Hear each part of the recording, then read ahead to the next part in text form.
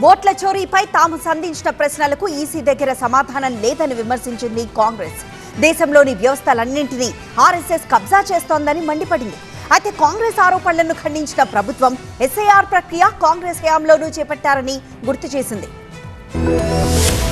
దేశంలోని ప్రజాస్వామ్యాన్ని నాశనం చేసేందుకు బీజేపీ సారథ్యంలోని కేంద్ర ప్రభుత్వం ఎన్నికల కమిషన్ ని వాడుకుంటోందని ఆరోపించారు విపక్ష నేత రాహుల్ గాంధీ. సీఈసీని కాపాడేందుకు ఏకంగా చట్టాలనే మార్చేశారని విమర్శించారు. ఓట్ల చోరీకి సంబంధించి తమ వద్ద అనేక ఆధారాలున్నట్లు తెలిపారు. ఆర్ఎస్ఎస్ ఒక్కొక్కటిగా అన్ని వ్యవస్థల్ని కబ్జా చేస్తోందన్నారు. దేశంలోని వ్యవస్థలన్నిటిపైన ఆధిపత్యం చూపిస్తోందని విమర్శించారు. You have to capture institutions.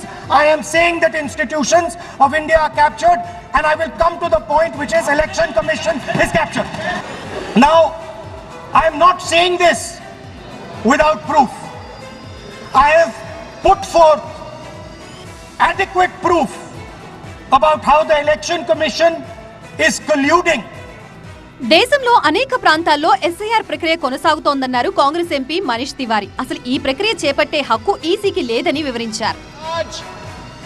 मैं बहुत खेद के साथ कहना चाह रहा हूं कि देश भर में एसआईआर पे चर्चा है, कई प्रदेशों में एसआईआर हो रहा है, पर मैं बहुत जिम्मेवारी से ये बात कह रहा हूं कि चुनाव आयोग के पास कानूनी तौर पर एसआईआर करवाने का कोई औचित्य नहीं.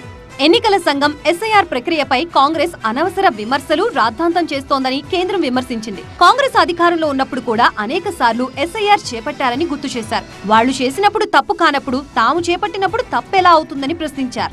संचालित करता है, मुझे समझ में नहीं आता कि इसमें किसी को आपत्ति क्यों होनी चाहिए. कांग्रेस के जमाने में कितनी बार एसआईआर हुई था? वो करें तो ठीक, हम करें तो खराब. ये कैसा विरोधाभास है सर? मैं ये आपसे पूछना था. దేశంలో ఎన్నికల వ్యవస్థని నాశనం చేస్తున్నారని విపక్షాలు ఆరోపిస్తుంటే ఈసీని పటిష్టం చేసే దిశగా చర్యలు తీసుకుంటున్నామని ప్రభుత్వం తెలిపింది.